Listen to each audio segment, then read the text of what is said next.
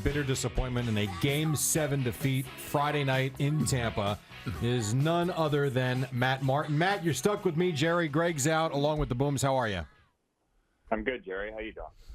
I'm all right. I mean, I guess take me through the weekend. It's got to be difficult. You guys so close. You played so well throughout the season, the postseason, and to have it end Friday night the way it did in a game that, I mean, was just physically demanding. I know it's got to be a killer for you this weekend. Yeah, it's disappointing. I mean, certainly not over it yet. You think back-to-back years going to conference finals, maybe this one would be a little easier, but I think it hurt even more just with the group we had and the team we had. We thought we were going to get the job done. We're proud of how hard we worked all year, but definitely still a bitter taste in our mouths. You know, we're talking about it, Matt, and and I know you, and I know your teammates, and I know how close this team is. And yesterday was kind of like your, getaway meetings. You had your team picture and everything else. And you'll look back on this team because a lot of these guys were on your team last year when you went to the conference final. But there's going to be some changes coming for sure. And how difficult is that from the reality standpoint of knowing that this team was so close, and unfortunately some of the guys will not be here next year? Yeah, that's the worst part about this business. We do have a tight group, as you know. And every year it seems with the salary cap and now expansion draft as well that it's harder and harder to keep the team together. So, that's the hardest part. We love this team, how close we were as a group, and especially when you think about the bubble last year, 2.5 months that we spent together.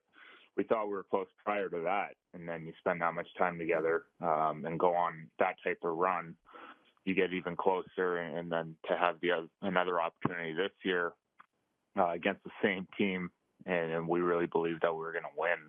To come up short sucks, but we're hoping that Lou is going to be able to keep this team together as much as possible and give us another shot at it. I know you and I were talking about this yesterday. You're sitting on the bench and you're watching the shorthanded goal unfold. You kind of felt, you told me, and I said it this morning, that, after the first period was over, I think they had a 11-shot differential between you guys, 16-5 or whatever it was. You felt like, okay, we got through that, and man, I'm starting to feel like, and you've been around a long time, you've been in a lot of playoff games, that this was a game that could have been had, especially with the fans kind of sitting on edge and getting a little tense down there at Amalie Arena. And then all of a sudden, this shorthanded goal comes up. We just had a caller call in and say that they felt like there were too many men on the ice. Was that the case from your guys' standpoint? No, I've had that picture sent to me a few times, and as you know, Booms, anytime someone takes a picture of something, you can find scenarios where there's got too many men on the ice. I don't know if it was. I haven't actually seen the line change in real speed. But from after the first period, we felt really good because I know they outshot us. But going into their building from Game 5 especially, they jump on you quick and the crowd gets into it. And as you know, Game 5 was a big blowout and the game got away from us early and we were never able to kind of find our game. And we're a team that kind of sticks to what we do over the course of 60 minutes and tries to wear you down that way. So coming, in intermission in Game 7, 0-0, we felt like we controlled the crowd. We felt like we were starting to get to our game. And I felt really good about where we're at. And, you don't see the shorthanded goal coming, that's for sure. And then we fought hard till the end. We just weren't able to get one by Vasilevsky. And it's disappointing at the end of the day. We really believe that, we're going to win a cup and, give Nassau Coliseum one last dance. And it kind of felt like the stars were aligning for that. And I think that's where, it ends so abruptly. You really don't see that coming. Yeah, I know you. We're talking to Matt Martin, my son-in-law. I know that you and the team really took it hard. I mean, is your wife going to be okay? For God's sake, Jesus.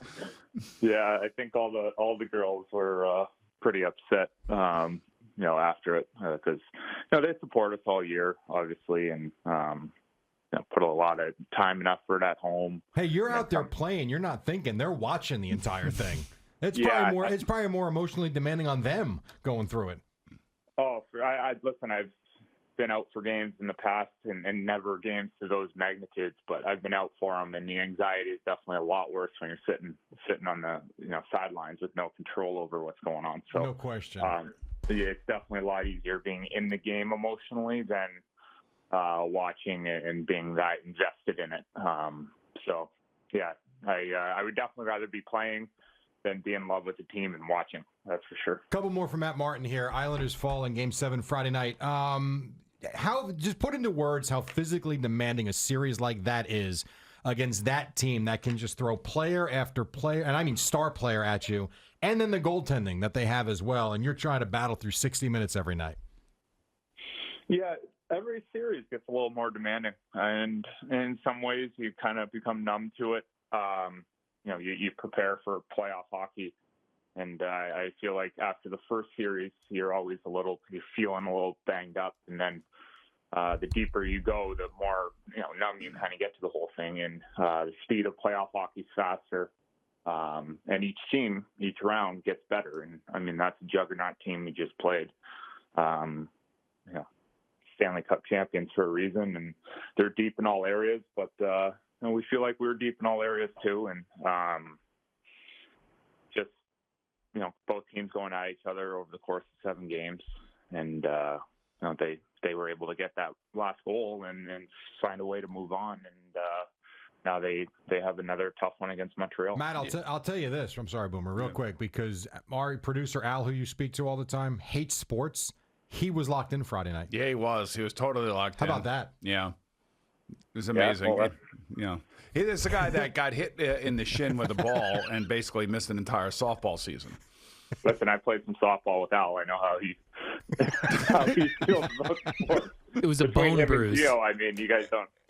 You got to get some guys. You just complained about a bone bruise Yes. to a guy who would play with a broken leg. Yeah, right. Yeah. So Al said he had a bone bruise. That's why he couldn't make it. And Gio's pulling hamstrings and quads all over the place. We're quite the group over here, man. Yeah, it is. I work with a bunch of NARPs. There's no question about it. For a guy who likes to run into things for a living, I mean, you and Patrick Maroon, had a lot of words that you were saying to each other. And I read your lips a few times, especially that big fat lip you got right now. After getting, hit in the face with the puck, no smoochy. I mean, what do you guys are yelling at each other, and then all of a sudden the handshake line comes, and it looks like you guys are long lost friends. Yeah, I mean, you just go to battle against a lot. There's a lot of guys in that handshake line that I talked to, for longer than you normally would. Obviously, I played with Steven Stamkos and gave him a hug and wish him the best moving forward. And a lot of guys grabbed me in the line and just said hell of a series. And you go to battle against people for that long. After a series ends, you pay your respects and wish them luck and move forward. But that's like I said earlier, that's as good of a hockey team as you're going to see in this league. And we've had we've run into them back-to-back years and got a little bit closer this year. And back to the drawing board and, take another crack at this thing again next year. Yeah, the interesting thing is that, before you know it, next season's going to be upon us. I think you got 3 months off, and in September is going to be here, and you're going to be right back on the ice, and you're going to be going into a new arena, so you do have something to look forward to there. Last year, you were in the bubble, and you guys had to manufacture all the intensity by yourselves, and you told me that it was a weird kind of situation because you really didn't have any reaction to any fans when you were playing. And then all of a sudden, you come home and you see that the Coliseum, the Slinky, the dump, whatever you want to call it, was rocking for you guys. What was it like playing in front of that fan base and then listening to them sing the national anthem before the game? Well, I think I said this last week. There's few things. I mean, I've been around a long time, but there's few things that really give me the chills and give me the butterflies and really, amp me up and get me emotionally invested on another level. And that first anthem, and then actually every game after that, standing on the blue line, ready to start the game, just chills through my body. Just an amazing thing. I mean, you think about where our world's at and where this country's at and the amount of division and everything that's going on, and you got 13,000, 14,000, whatever it is, people uniting and singing the anthem together and singing it proudly and loud. It's an amazing thing. And it's one of those things that plays well on TV too. You don't even have to be there. Like you can get chills just watching it. Yeah, I've seen the clips on Twitter, and they kept getting reposted every game, and it felt like it kept getting louder and louder every game as well. Right. Which was pretty impressive, and it was just even talking about it now, I'm getting chills thinking about it. It's just an amazing thing. You really can't put words to it. It's just awesome. And then, coming out for the first shift, you want to run through a brick wall because it's just, you have so many emotions going through your body, and really, really special moments.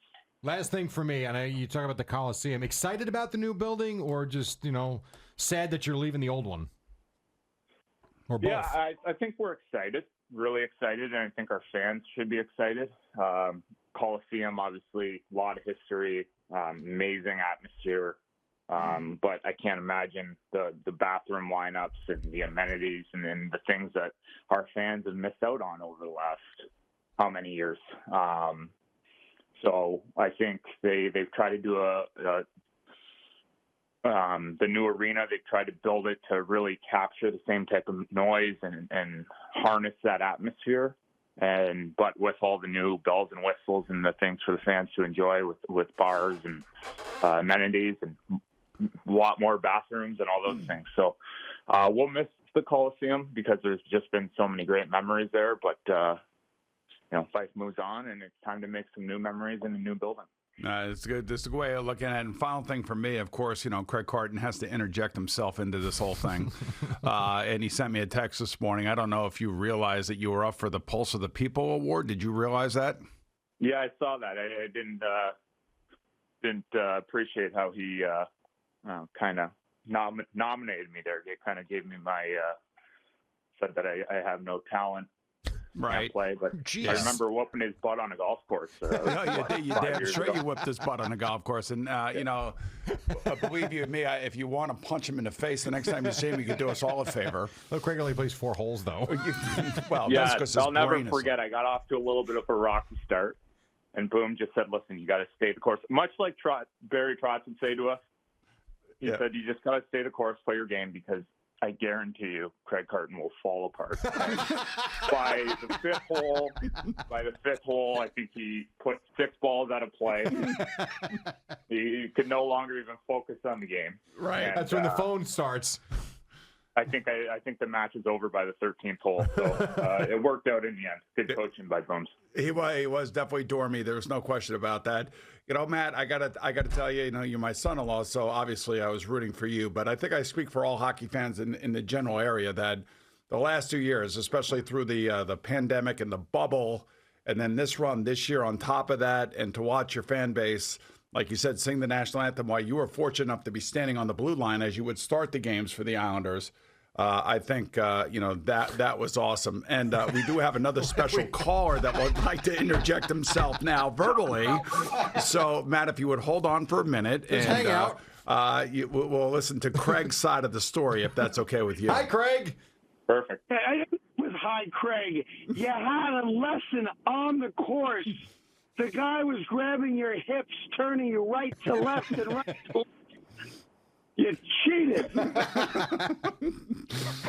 I don't know that he cheated. He didn't cheat at all. And, and Matt's right. All you had to do is wait for you to implode because that's what you normally do on the golf course. Yes, that's true, but I was down 1 hole with 4 holes to play, and he got an on-course lesson. That's got to be against the rules. Now, Matt, you could talk as well. Would you like to respond to that? That's not even factual, Carton. You buried 4 balls. I remember the hole along the tree line, along the road, over and over again, out of play. All I had to do was putt the ball down the course. Craig? Listen, a grown man grabbed you by the hips and shaved you right to Matt, right to left, and then you hit a great shot. But I'll get a rematch at some point. I'll get a rematch. Yeah, just make it for 3 holes. Yeah. By the way, wait. as soon as the bracelet's off your ankle, you can come and play. Oh, jeez. Oh, wow. The prison jokes never end on this show. That's a tough one. Thank you for watching. Please like, comment, and subscribe. And don't forget to hit the red bell so you're notified when we have new content.